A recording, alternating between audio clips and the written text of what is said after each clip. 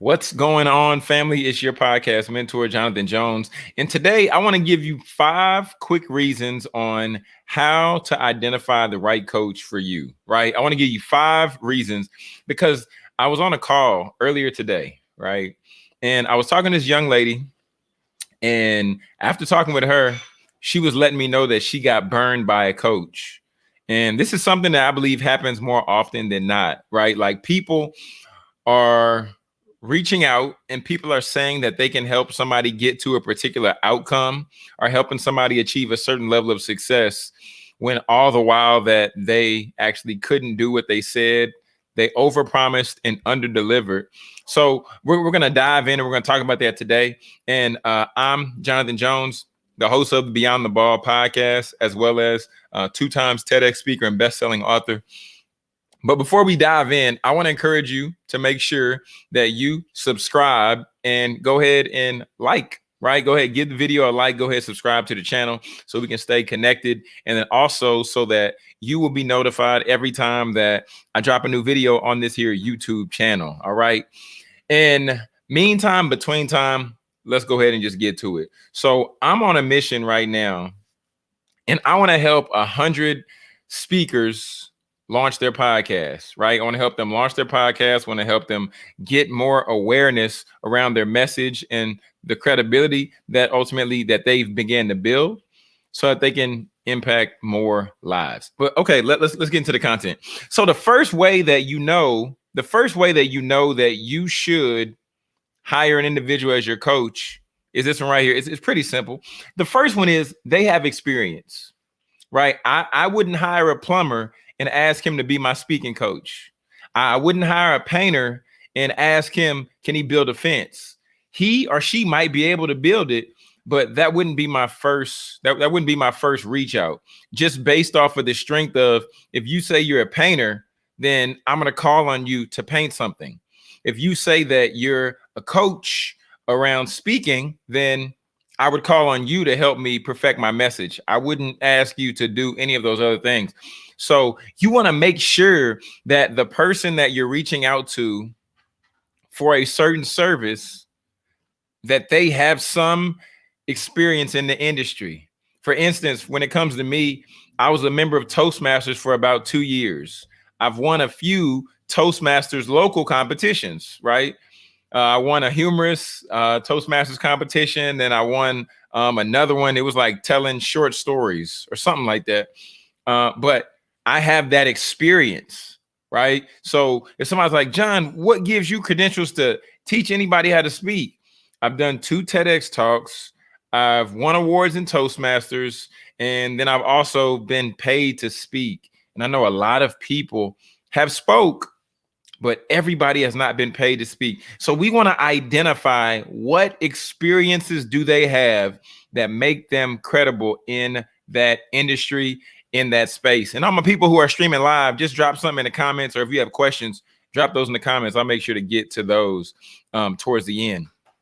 So the second thing is when we go on Amazon, and I love using this example because I think it's the best one, right? When we go on Amazon and before we make the decision to purchase anything, more likely than not, we go over and we look at what? We look at the ratings. Same thing with podcasts. Before you decide to listen to a podcast, somebody say, well, let me look at the reviews. What are other people saying about this podcast?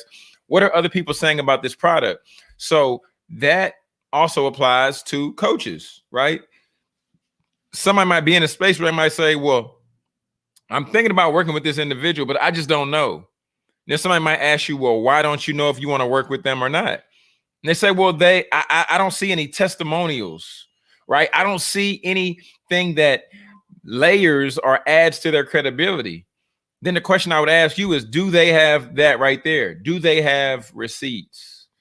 Because receipts is the opportunity to where somebody else can speak on your behalf. Receipts is the opportunity where you can say, don't look at my success. Look at the success I've had with my clients, right? Look at what I've helped them accomplish. And that's one thing that I've done. And a few of my clients, one goes by the name of Abraham Scully, not goes by, that is his name. I mean, he's on what episode? I believe he's getting ready to launch episode 20. And Abraham is killing it in the space where he's talking about mental health. I would encourage you to check out his podcast. It's called Unlearn the Lies, right? There's Abraham Scully. Then on the other side, there also is Coach Maury Bland. And he has a podcast called Mondays with Maury. I was able to help him, launch his podcast, him and his co-host, Ripping and Running. And I have a few other clients that I could make mention of, but you want to make sure that people have receipts. On Amazon, we make sure that the product has receipts. We read the 5-star reviews. We read the 3-star reviews. And some of us, if we're really nosy and really messy, we'll read the 1-star review, say, what'd they say about this person's book? Ooh, because some people just throw 1-star reviews just because they don't like the person, but that's not my business. Anyway, we want to make sure that they have experiences. We want to make sure that they have receipts. All right. And one thing that I think oftentimes can also get just lost in translation is this right here. Number 3, do you actually like them? Okay. Like just really think back like to high school or middle school where you would hang around with people that you didn't actually like and you would pretend you did just for the sake of popularity, right? You would pretend you did just so you can go to the party. But when it comes to being in a position to where you're hiring somebody ultimately to do life with you to a certain extent, I would encourage you to find somebody that you at least like a little bit, right? Because if you don't like them a little bit, then it's going to be hard to get a transformation with somebody that you don't like looking at, you don't like listening to, and you don't even want to learn from. All right. So that's number 3. But then number 4. So when the pandemic hit last year, right, I was doing anything and everything that I could to make money. I was doing flyers. I have no experience in graphic design whatsoever, except for Canva. I was printing one-off shirts for people. Like I was advertising, hey, I'll print this shirt for you. I'll do this for you. What you need, I'll do it. And I was doing everything but focusing on what I'm really good at, what I'm gifted at, what I'm skilled at. And ultimately that thing for me was speaking. That thing for me was podcasting. So the thing I want us to understand here today is you want to hire somebody to where their main thing is their main thing, right? So for me, if somebody comes to me and they're like, hey, John, I want to learn how to put together a funnel. And I'd be like, whoa, you probably want to go to Words Taylor. He would be your go-to on how to put together a funnel and how to launch a product or a program. But when it comes to me, I'm helping you start, relaunch, and monetize your podcast platform with speaking and digital products, period. Like that's what I'm doing. That's my message. I'm speaking tomorrow to the Black Student Athlete Summit, and I'm talking with them about 5 reasons why student athletes should what? Have a podcast. Why am I talking about that? Because it goes back to helping somebody monetize a podcast platform. All right. But the 4th thing I want to hit on is you want to make sure that this is not their hobby. All right. You want to make sure that people are not taking your money and then they're just saying, oh, I'm going to help you. Oh, I'm going to do this. But then when they have to go back to work the next day at 9 o'clock in the morning, and then you're calling and you're trying to reach out to them and nobody's responding, nobody's sending you emails or nothing like that. That's when you know that this was their hobby. This was for play. They just took your money and they may help you. They may not. I don't know.